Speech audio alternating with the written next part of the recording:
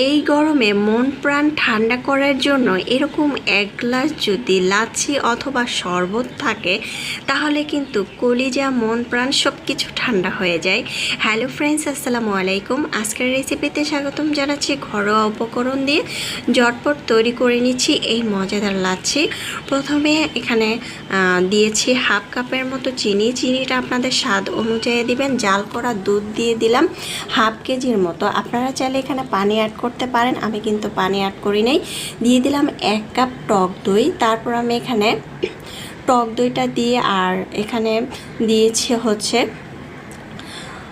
বরফ কুচি। আমি এখানে বরফ কুচি প্রায় 7-8টার মতো দিয়েছি। আর এখানে কিন্তু আমি পানি দিব না।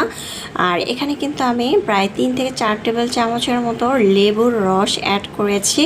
আর সামান্য একটু বিট লবণ অ্যাড করতে পারেন, না চাইলে স্কিপ করতে পারেন। এখন আমি খুব ভালো করে ব্লেন্ড করে নিয়েছি। বরফ কুচি প্রায় 7-8টার মতো দিয়েছে, পানি অ্যাড করি নাই।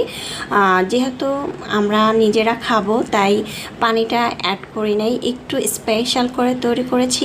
এই লাচ্ছিটা এইভাবে একবার তৈরি করে খেয়ে দেখবেন, মনে হবে কলিজা মন প্রাণ ঠান্ডা হয়ে যাবে। যাকে খাওয়াবেন তাদের মুখে লেগে থাকবে, একদম রাজকীয় স্বাদ পাবেন। আর এখানে আমি কিন্তু গুঁড়া দুধ অ্যাড করেছি, কথাটা বলতে ভুলে গিয়েছিলাম। এখানে হাফ কাপের মতো গুঁড়া দুধও অ্যাড করেছি। এখন আমি একটি গ্লাসে পরিবেশন করে নিয়েছি। মাশাআল্লাহ, দেখতে যেমন সুন্দর হয়েছে, খেতে কিন্তু দারুণ মজা হয়েছিল। আশা করছি এই রেসিপিটা একবার হলো বাসায় ট্রাই করবেন। যারা নতুন রাঁধুনি তাদেরকে বলছি, খেয়ে একদম সবাই তো প্রশংসা করবে। আমার বাসায় তো প্রায় সময় আমার বাচ্চারা বলে এগুলো তৈরি করার জন্য, খেতে এত বেশি মজা হয়েছিল।